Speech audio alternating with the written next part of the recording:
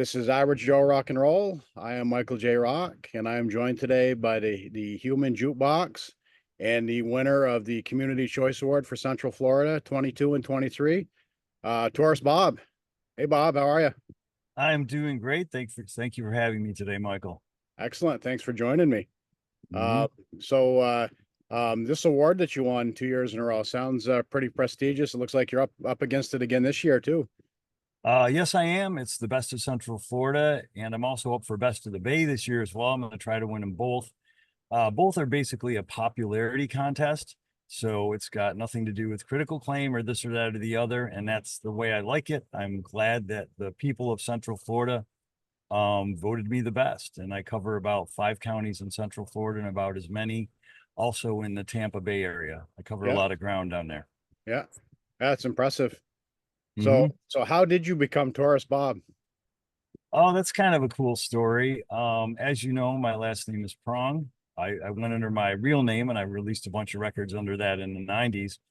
And around the early 2000s, in Florida, maybe around 2005, 2006, as the internet became more popular and prevalent, a heavy metal band out of Long Island named Prong that I've known has existed forever shared my last name, and I would give out my business card, and the internet being the internet, and club owners and radio people being those kind of folks, would look me up on the web and find that I did heavy metal, and they didn't want to have heavy metal in their bars, and I would follow up or their restaurants or on tours or whatever, and we don't do heavy metal, they'd say, and I'd be like, but I'm not that guy. I'm a different one. Oh no, I saw it on the internet. You're that guy, and okay, everybody's an expert.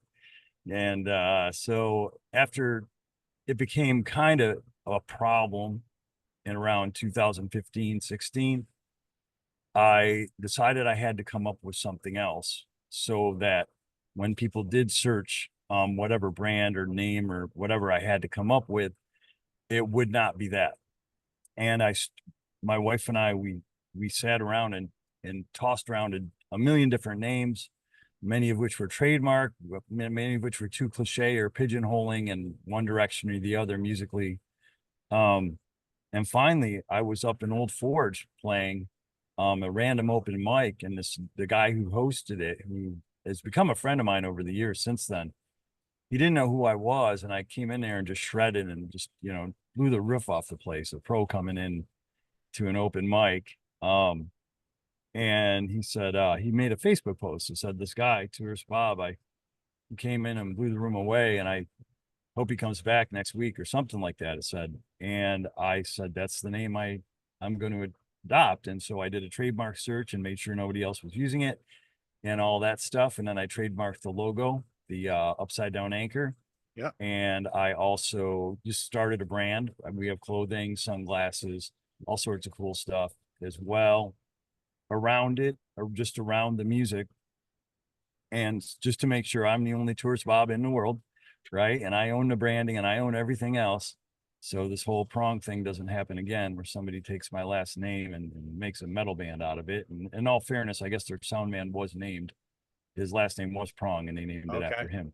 And their So music is good. I had a couple of their albums. yeah, yeah, I'm familiar Um, with that band, and I didn't know how they got that name, so that's interesting. Yeah. yeah, and it's the funniest thing is way back in 1989, I had a band around Rochester, and a friend of mine from college was from that area, and that was just when they were breaking through.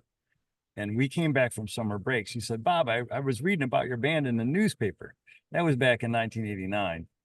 But again, it really didn't become a thing because I was Bob Prong near the other one. And I even put out those records in the 90s that got on the air and had quite a bit of success regionally under my name. And you know, but when the internet is what really created the brand confusion. Sure. And Yeah. when did you take it south? I moved to Florida in 2003. Okay. Yeah, so I've been down there so long now I'm a Floridian. I'm no longer a upstate New Yorker or whatever. You know what I'm saying? Yeah. I'm a Yeah. Floridian now for all purposes. So there's another Floridian that I follow on YouTube called Davidas. I'm sure you're familiar with him. I've heard the name. I don't know. Yeah, he does a lot of the same stuff that you do. He's Mhm. Lithuanian, kind of a street performer, does clubs and stuff like that. But what he'll do is he's got all the equipment in front of him, and he'll ask somebody to give him a song. He'll lay down a guitar riff and put it on a loop. Then he'll lay down a drum beat, put it on a loop, and then he'll play a lead guitar on top of it. And Yeah, I know that guy. I know yeah, now. Yeah, yeah, I know who you're talking about. Yep, yep. yeah, yeah. Yeah. He's a pretty neat guy. Didn't know if you're familiar with him being down there. Um, so I was reading on your website about the list of songs that you have uh, that you're very familiar with that you put out there, and boy, what an eclectic mix! Holy smokes! Did you how did that come about? Did you just decide that you wanted to, play everything, or was it request? How did that?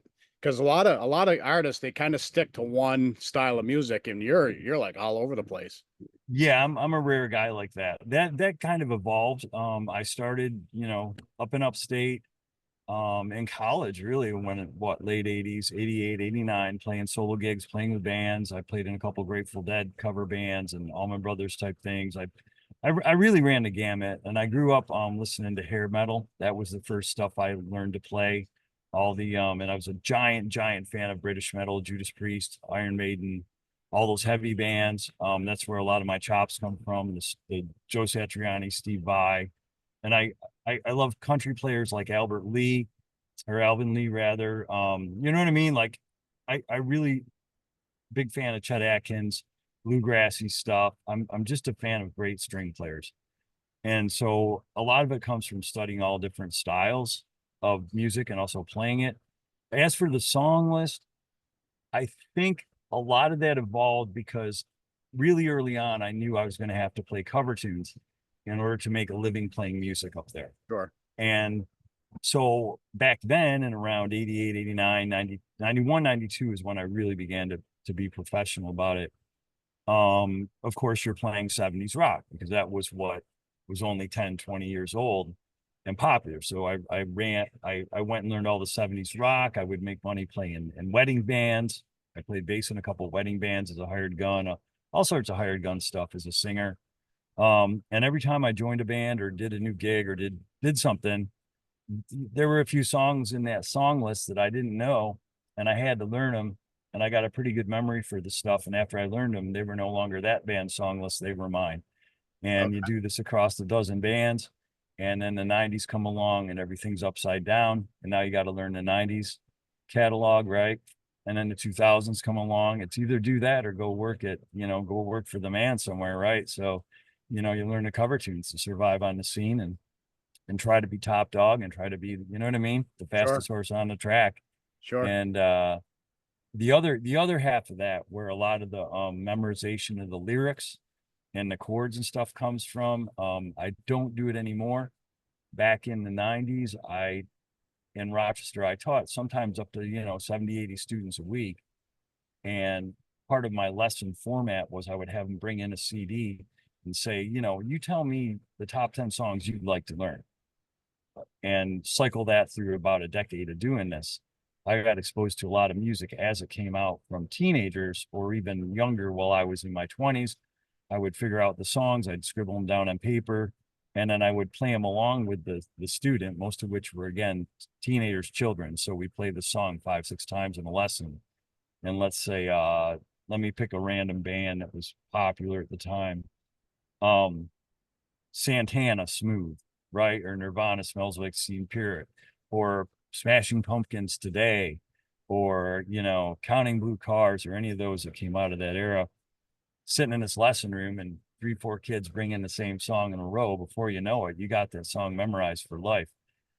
right, So right. a lot of those came from there. And I mean, there's probably 250 of them I got memorized, and somebody can say, play, Folsom Prison, play My Girl, play Counting Blue Cars, play Today by Smashing Pumpkins, anything, and I'll just roll it off right there. So it came from a lot of directions. You know what I mean? Sometimes this stuff comes from many places, not just one, but I certainly didn't sit down one day and say, hey man, I'm gonna pick out 400 songs and these are what I'm going to do. And I'm going to sit here and study them like there's some textbook. They kind of just sunk into my brain. Sure. So Yeah. so the stuff that you put out in the 90s, what style of music was that? That was my vision for that band. The record is called Salt of the Earth. It's still out there on iTunes, or at least it was for a little while.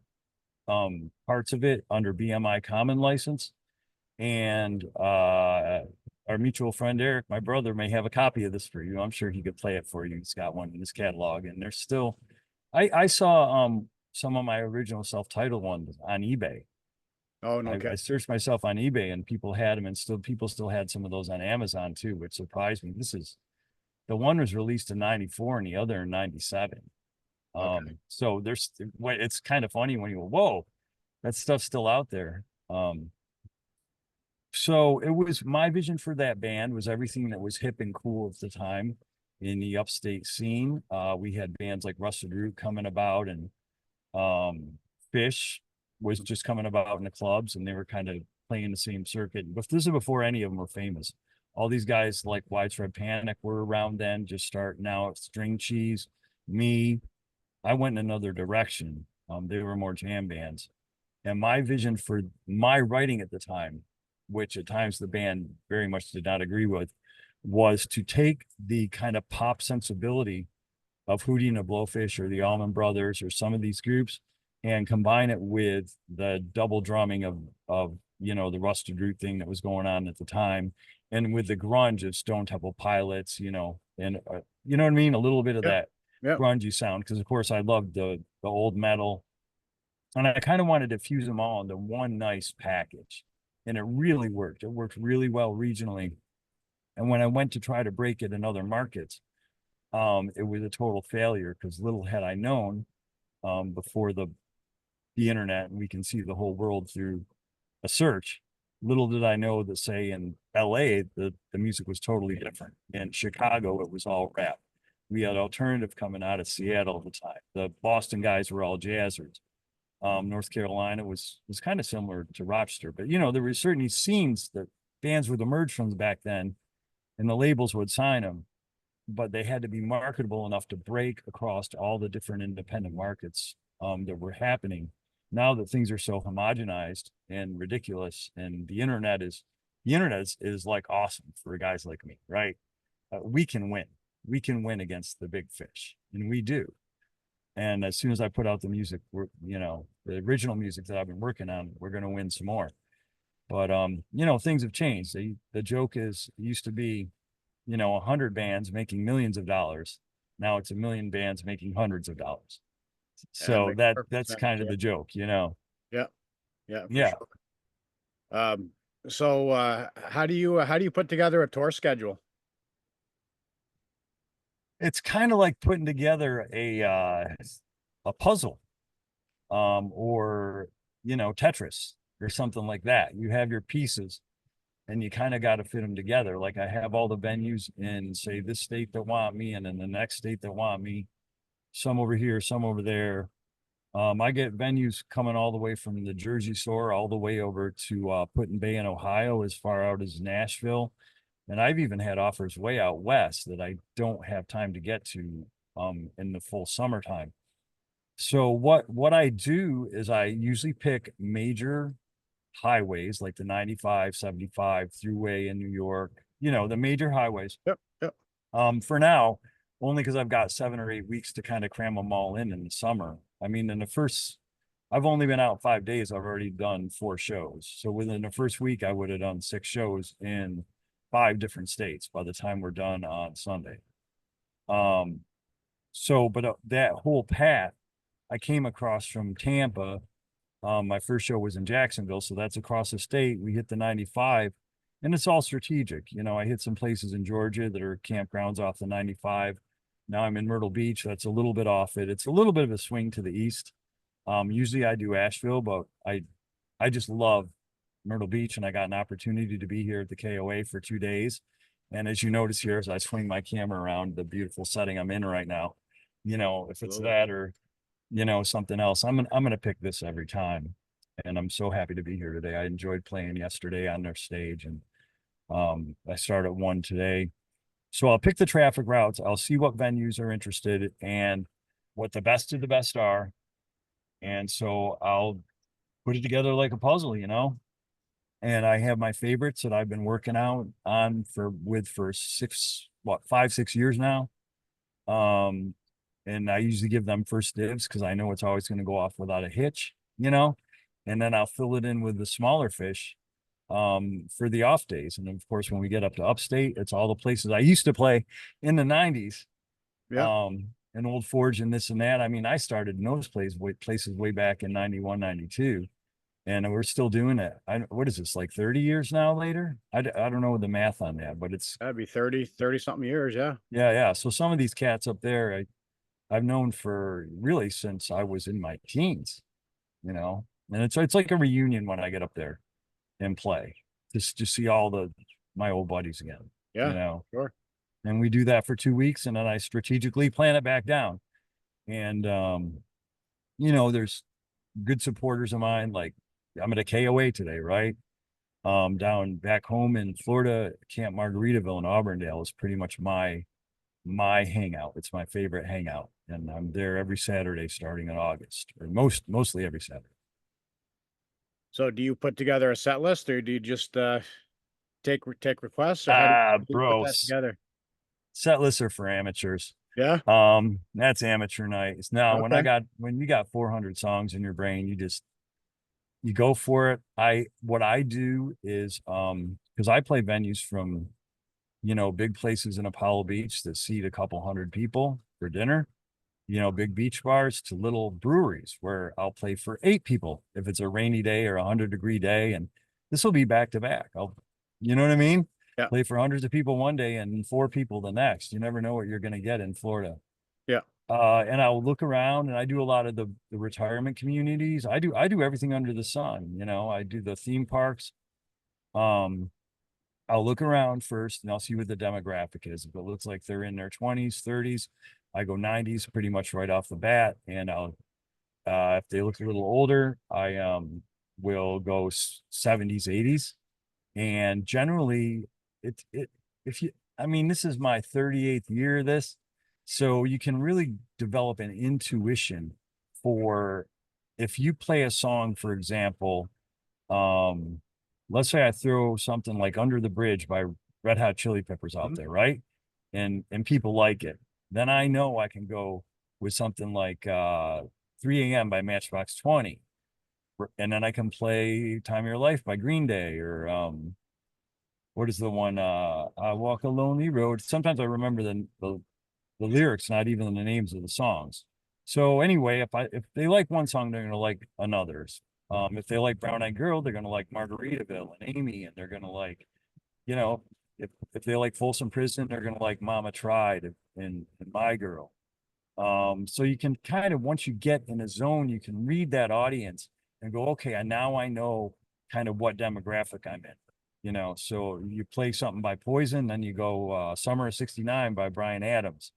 And you know where I'm going with this, right? Yeah. So Absolutely. you Yeah. find the Yeah. lane, and the most interesting thing is some places, there's one place I'll do a 5-hour shift of 4 to 9, or even on this, I'll be playing the beach music, say 4 to 6:30, and then a whole different younger crowd rolls in at 7:30, and all of a sudden I'm shifting to 90s rock and Morgan Wallen and covers like that. So, or even the 80s.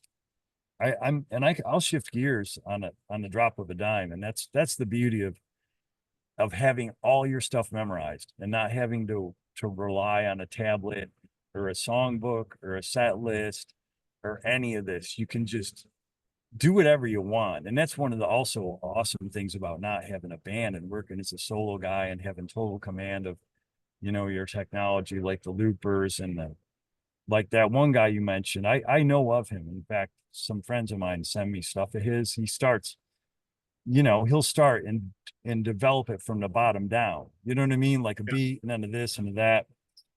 And I used to do that, but I found it kind of bored the audience a little bit, not to put down what he does, because there is an art to that. Don't get me wrong. There is Yeah. an art to being a loop artist and there is a very much musician appreciation kind of thing to it. But I'm here to entertain everyone. I don't care what musicians think, honestly. I'm here to entertain the people Sure. and have make sure the people have fun.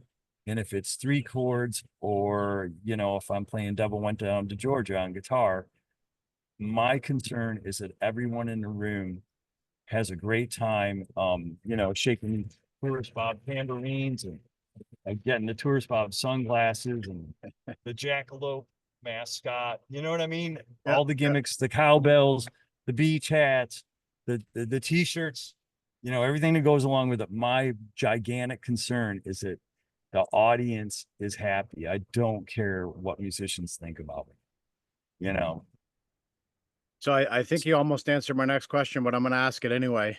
Okay. Is there ever a night where you go out there and you're like, to heck with it? I'm going to play just what Bob wants to play. I'm going to just play what I'm feeling tonight. I'm going to play, my favorites. Yeah, that's when there's a mostly empty room. Okay. Um, and even then, I mean, I like to be engaging, even if there's only 10 or 12 people there. That's where the human jukebox thing comes in. I generally don't go to the human jukebox unless it's a small crowd. Because this human jukebox is perfect for like a dozen people Yeah. because it can bring a room that is otherwise dead to interacting and it'll bring them to life. A room with 80 people in it, they'll bring themselves to life. All you got to do is sing Sweet Caroline, right? And bang, it's on fire, especially if there's a lot of booze flowing. Yeah. But the art again is when there's a dozen people there, then they start trying to stump you.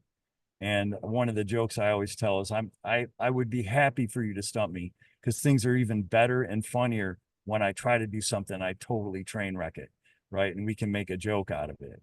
Yeah. Or I just make up different words to the song. I don't remember the words. Hey, let's just make some up, stuff like that. And again, this all goes back to entertaining the audience and making sure that everyone is having a great time. And yeah, and when I do play what I like, it's generally I'll go right to the Grateful Dead zone, and I'll be playing the Dead jams like Eyes of the World, where I can stretch my fingers out a little bit. Um, Franklin's Tower is fun. Bertha, all the old Grateful Dead jams are where I immediately go if there's no one there and nobody cares and I'm getting paid to do background music and it's 105 degrees in the shade and so everybody's in the pool or it's 50 degrees and in Florida we're really picky about our climate. If it drops below 60, we ain't showing up. If it gets over 95 and it's outdoors, we ain't showing up. Unless there's a nice breeze coming off the shore or something like that. So it's pretty typical. I saw a buddy of mine post a picture the other day. He was playing for a puddle at one of my favorite breweries, a place I'd love playing. Um, but it was about 100 degrees in the shade there 2 weeks before, and I was playing not for a puddle, but I at least had 8 people, and that was a human jukebox day. And Yeah. the people chose a lot of 80s music, and we had a lot of fun, because I got to dig from that well of hairband ballads and things like that. Sure. Yeah. You had mentioned the Grateful Dead. I had read where, you said you could basically put together a set list of Grateful Dead, Jimmy Buffett, or Tom Petty. Mm-hmm. So good little bit of diverse music there. Although Tom Petty did do a great cover of Grateful Dead song, Friend of the Devil, which I Mm-hmm. always enjoyed very much. As a matter of fact, if you listen to Tom Petty radio on Sirius XM, they play that all the time. Yeah, I love Tom Petty radio. I don't have it anymore, but Sirius came in one of the vehicles for free. Yeah, And the stations that we played, we had Hair Nation, yeah, the Tom Petty one, Jimmy Buffett one, the Trop Rock one, yeah, and pretty much those were in the Grateful Dead one. Was there or there was it just the general jam band one? I think it was maybe the jam band one where they had guys like Humphrey McGree and all yeah. those ones. So those were the four stations that radio was tuned to. That's the only stations it ever saw. I didn't even know what other stations there were on it. Yeah, You I've got know, a select few that I listen to too, and Hair Nation is definitely one of them. yeah, Hair Nation That's is number that one. that is great stuff. And I mean, I indoctrinated my wife into that. If I can go offshoot for a story, I'm going to tell you how good that old music is. So my wife is just about 8 years younger than me, and so she wasn't exposed to a lot of the '80s music. And on our first kind of road trip tour 7 or 8 years ago, I that car came with Hair Nation, and I had that on, and before the end of the 5 weeks, she's like, I like rap, I like Dawkins, I like this, I like that, I like all these songs. So that music is so good, you can take someone who was not exposed to it very much, or it even was a little bit not of their era or of their, that 5 6 year span of generation.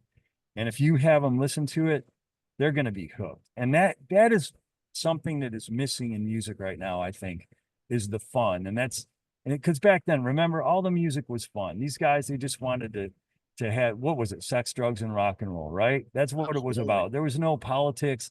There was none of this shoegazer BS. Like, I'm sad about this, I'm sad about that. Oh, I'm so emotional.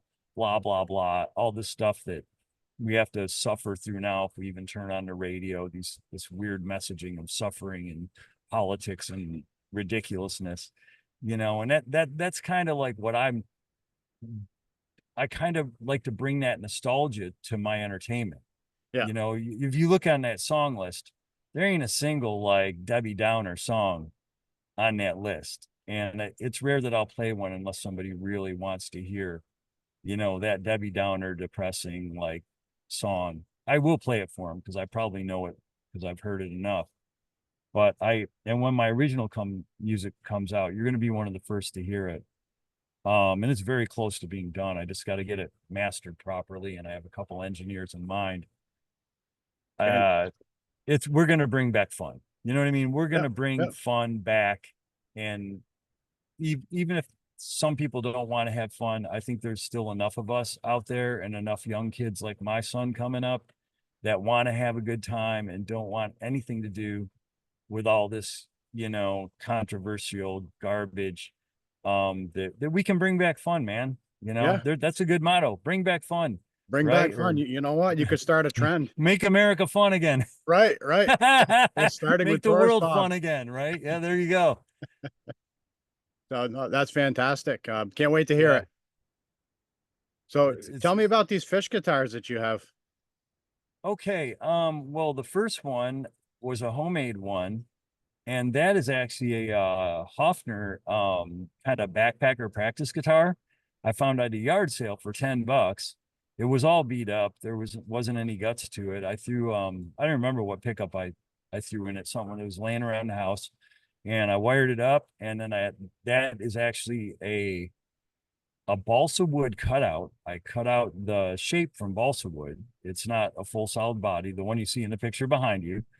And then I went on the internet and I found some sharks, and I printed them out on glossy paper in pieces, and then took the clear coat.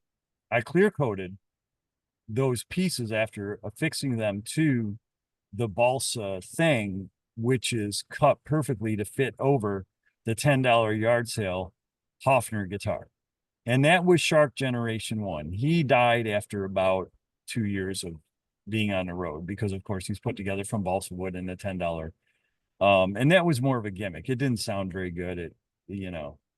And then I found that Jay Tercer, who was a former designer, I think it was for Fender, actually made those Shark guitars, uh, a manufactured one. And I saw one on eBay. They were discontinued, and I managed to grab that. So Shark Guitar version 2 is a J Tercer. Now, moving forward, I'm going to go off topic a little bit with you here. I just got a 3D printer in Oh, January. wow. So this opens up a whole new realm of creativity for a guy who likes to build quirky guitars and quirky things.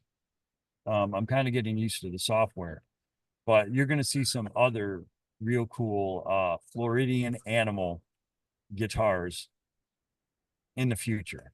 I couldn't bring it on the road with me because there wasn't enough room in the RV as much as I wanted to. I wanted to build the guitars in my spare time, but it's sitting home in my kind of workshop area, and I got some cool ideas. I'm not going to Yeah, reveal them because I want to kind of put them out on, sure.